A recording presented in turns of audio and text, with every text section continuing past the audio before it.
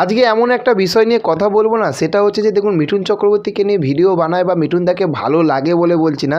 আমি ইউটিউবে সত্যি কিছু কিছু জিনিস আমি দেখলাম, সেই জিনিসগুলো আমার মনে হলো যে আমি আপনাদের সঙ্গে শেয়ার করি, তাহলে হয়তো আপনারা ফলো করবেন বা আপনারা দেখলে আপনারা অবাক হয়ে যাবেন, বা আমার মুখে হয়তো শুনছেন কিন্তু হয়তো আপনারা দেখেছেন। সেই জিনিসগুলোকে নিয়ে আজকে আলোচনা করব। সেইটা হচ্ছে যে প্রথমেই বলি যে মিঠুনদার তো একটা মোটামুটি একটা ভালো বয়স হয়েছে, সেটা আপনারা সবাই জানেন। কিন্তু জানেন, যে বলে না যে ওল্ড ইজ গোল্ড, কেন বললাম? আর বুড্ডা হোগা তেরা বাপ, একটা অমিতাভ বচ্চনের একটা ডায়লগ ছিল। তো সত্যি এটা কেন বলছি জানেন? তার কারণ হচ্ছে যে এখনকার সময় মানে আমাদের এখনকার সময় আমাদের মেন যদি হিরো বলি, আমাদের কাকে ভালো লাগবে সেটা ভেবে দেখুন। মানে আমাদের মতন বয়সের ছেলেরা দেবকে, জিৎকে, অঙ্কুশকে, তাই না, বিক্রমদাকে, ইয়াসদাকে বা বনিকে, যাই হোক, এদেরকে কিন্তু ভালো লাগবে।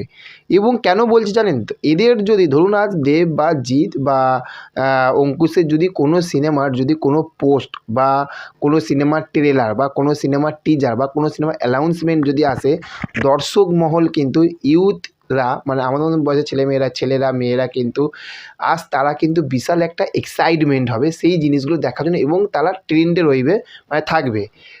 সেই রকমই মিঠুন চক্রবর্তী এমন একজন মানুষ, ভেবে দেখুন মানুষটার আজ বয়স মনে হয় 70+ হয়ে গেছে। আশা করি, আমি যদি খুব ভুল না হয় 75 না 76 এইরকম বয়স হবে।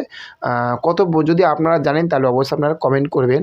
কেন বলছি জানেন তো? এই যে মিঠুন চক্রবর্তীর আপকামিং বেশ কিছু কিছু সিনেমা, যে সিনেমাগুলো প্রথমেই যদি আমি বাংলা সিনেমাতে বলি, প্রথমেই কিন্তু রয়েছে কিন্তু শ্রীমান ও শ্রীমতী, তারপরেই প্রজাপতি 2, তারপরেই কিন্তু হিন্দিতে দ্য দিল্লি ফাইলস, তারপরেই বাপ, তারপরেই কিন্তু আবার সাউথের মুভি কিন্তু ফৌজি।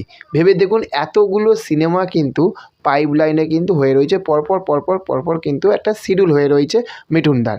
এবং এই যে শিডিউলগুলো থাকতে যখনই কোনো আপডেট, যখনই সোশ্যাল মিডিয়ায় আসুক না কেন, তখনই কিন্তু মানে যখনই এসেছে তখনই কিন্তু মিঠুনদা রিলেটেড এই ইনফরমেশানগুলো বা এই টিজারগুলো বা ট্রেলার বা কোনো পোস্ট তখনই কিন্তু ভাইরাল হয়েছে।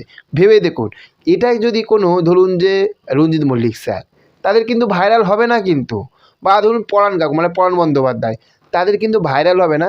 যেখানে মিঠুন চক্রবর্তীর কিন্তু কোনো না কোনো পোস্ট কিন্তু এলেই কিন্তু ভাইরাল হয়, এবং তাকে নিয়ে কিন্তু বেশ কিছু কিছু যেসব ক্রিয়েটাররা যারা মিঠুনদাকে ভালোবাসে, মিঠুনদার ছবি দেখতে ভালোবাসে, তার মধ্যে আমি একজন, ঠিক আছে? তো তাদেরকে মানে যে মিঠুনদাকে নিয়ে কিন্তু আমরা কিন্তু আলোচনা করি।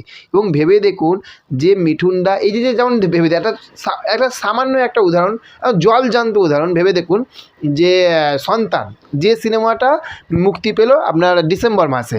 আচ্ছা, এই সিনেমাটাকে নিয়ে কি বিশাল কি একটা প্রচুর একটা হাইপ ছিল না কিন্তু? কিন্তু এই সিনেমাটা দেখুন একটা কিন্তু ভালো বক্স অফিস কালেকশান এনেছে। কী করে?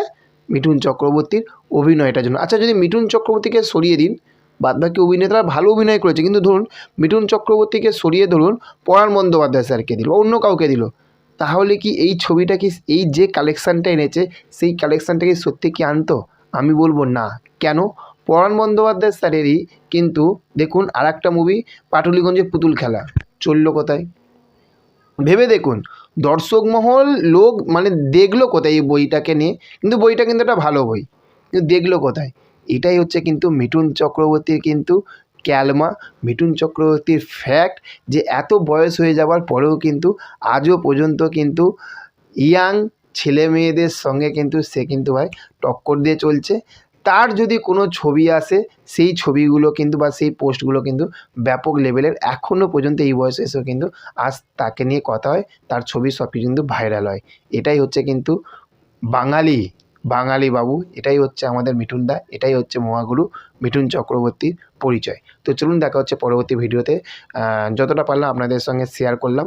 ভিডিওটা কেমন লাগলো সেটা অবশ্যই কমেন্ট করে জানাবেন। আর কী করবেন, চ্যানেলে যদি নতুন হয়ে থাকেন চ্যানেলটাকে সাবস্ক্রাইব করে পাশে থাকবেন। Okay, thank you, have a nice day, tata, bye by.